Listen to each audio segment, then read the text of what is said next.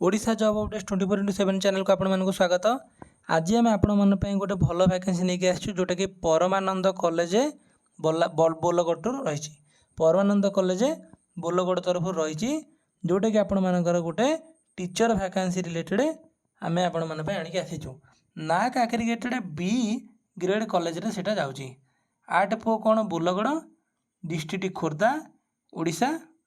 आपण देखंतु गोटे वाक इन इंटरव्यू होगा जाउची विल बी 26 सेप्टेम्बर 2025 रे कौन हम बोलगड़ ठारे यहाँ हम केतरा ना दिन 10टार हम in the principles office of the temporary engagement of the following post gate faculty.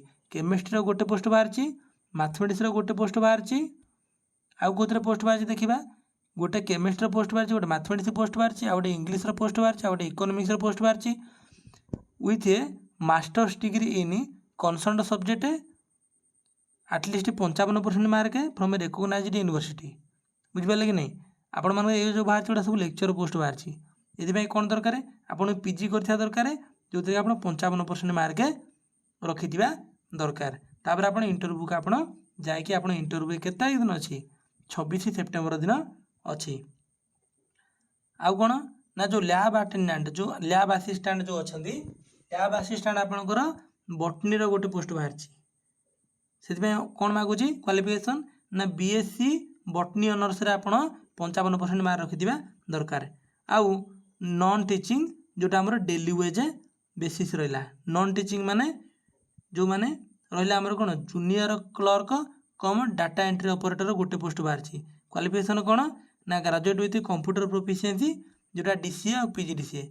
Lab attendant जी रही लैब अटेंडेंट जूलॉजी गोटे बाहर सी होती कौन केवल +2 और एनी इक्विवेलेंट पियन 2टा पोस्ट बाहर जोटा कि 10th पास मागुची।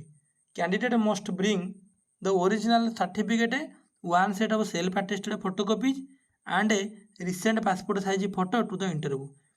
ओवरऑल मुझे आपको कहबी जे परमानंद कॉलेज बोलगड़ जोटा आमर खोर्धार अवस्थित अच्छी से आमर वैकेंसी किसी बाहर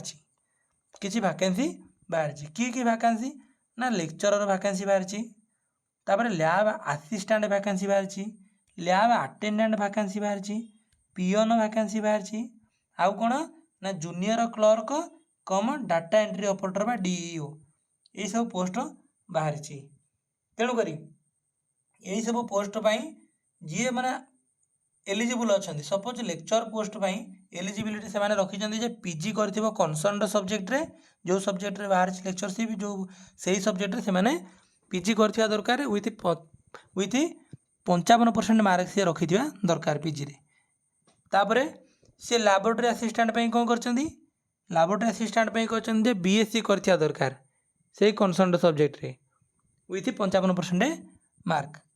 आउ कौन कर नॉन टीचिंग स्टाफ भितर जूनियर क्लर्क कम डाटा एंट्री ऑपरेटर कौन कर ना ग्रेजुएशन कर दरकार तो कंप्यूटर नॉलेज थी दरकार। सेमती लैब अटेंडेंट कौन कहते ना सी केवल +2 कि इक्वालेंट +2 कि डिप्लोमा इक्वालेंट माने डिप्लोमा +2 कि डिप्लोमा कर दरकार। आउ पियन जो 2टा पोस्ट बाहर से साधारण 10th पास कर दरकार। ये पोस्ट गुड़ाक परमानेंट पोस्ट नुहे सब गुड़ाक टेम्पोरारी पोस्ट किंतु खुशीर कथा है जो नॉन टीचिंग पोस्ट रहा से गुड़ा केबे भी से चाकरी बाहर करेंगे ना। तेणुक आउ गोटे कथा आपको कही रखुची जो मैंने भी आमर लेक्चर जोटा पीजीटी आम कहते लेक्चर कि पीजीटी जो मैंने अप्लाई कर चाकरी हुए तो परमानेंट न हो पारे किंतु से गोटे एक्सपीरियंस सर्टिफिकेट से देवे जोटा कि आपंकर एक्सपीरियंस हम जो आप बड़ बड़ माने चाकरी आप जिते कौन करेंगे क्वालिफाई कर आप इंटरव्यू जगह जाकि पहुँची से जगह आपको बहुत साहाय्य कर।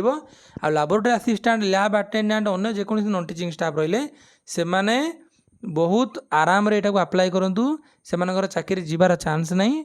भल चाकरी जो मैंने बेकार रही घरे बसचंदी से अति कम गोटे कॉलेज रे एंगेज हुंतु तापर सेल्फ स्टडी करी आपण जदि हायर चाकरी आपण पोटेंशियल थिबो आपण बड़ चाकरी करंतु। वीडियो देखिथिबार बहुत बहुत धन्यवाद। Thank you. आपन दिनटी मंगलमय हो।